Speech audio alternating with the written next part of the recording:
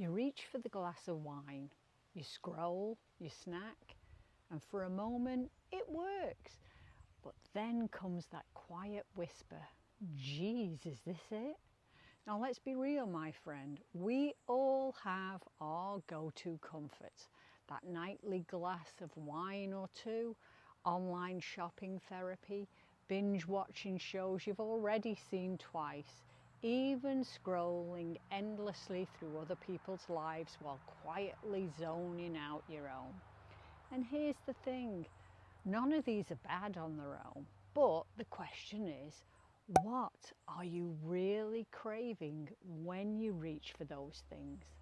What are you actually trying to feel or maybe not feel? Let me know in the comments, what's your go-to comfort when life feels a little too much? No shame, this is a safe, honest space. So let's paint the scene. It's been a long day, you're mentally fried, emotionally flatlined, so what do? You pour a drink, you grab a snack, you start scrolling, you add something to your cart that you don't even need. Why? Because your brain is screaming for relief, for something that feels like pleasure, like control, like comfort. But after the moment passes, what's left? That little ache in your chest, that low hum of dissatisfaction, that feeling like you're still reaching for something. Sound familiar? See, this right here is the trap of the quick fix, and it's one I know many midlife women are stuck in, and I've been there too. Mainly because we've spent decades taking care of others, doing all the things, being all the things. No one ever taught us how to sit with our own emotional hunger. So what's really going on? Let's talk about the pseudo-cravings. These are desires that look like one thing, but they're actually pointing to something deeper underneath. And here's what I mean.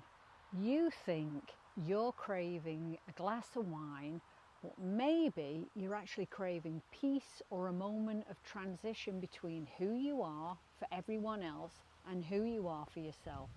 You think you're craving a scroll through social media, but what if what you really want is connection, not surface level likes, but real soul level interaction? Or you think you're craving a snack when you're not even hungry, but maybe what you're truly longing for is comfort, nurturing, or a pause from emotional noise. So I invite you to start noticing what you're reaching for and then ask, what am I actually needing right now? Because so often we're not craving the thing, we're craving the feeling behind it. Now let's go a little deeper.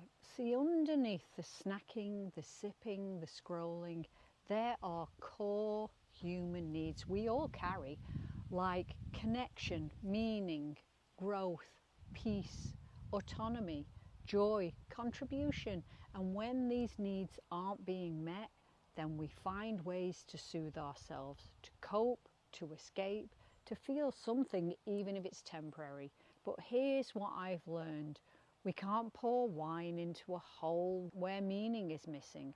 We can't scroll our way to self-worth, and we can't snack our way to connection. So let me ask you this. What have you been craving lately that isn't physical?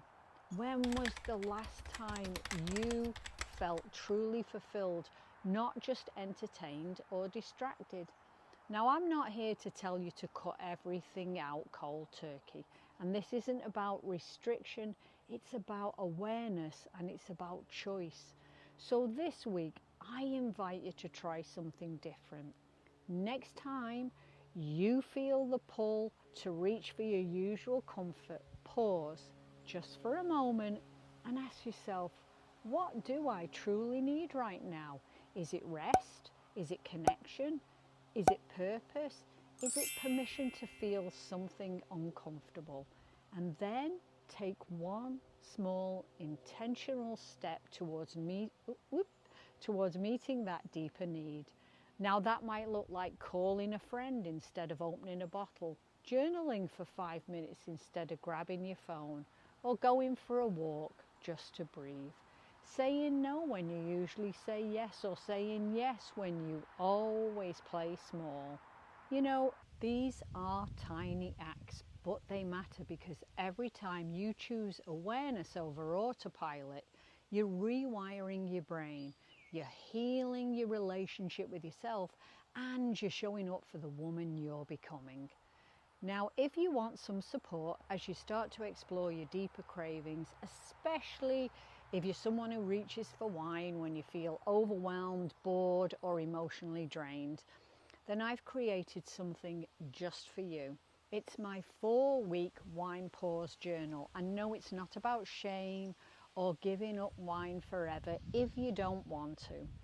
It's about pressing pause so you can hear yourself more clearly, so you can explore what you really want beneath the habit, so you can get curious and not critical.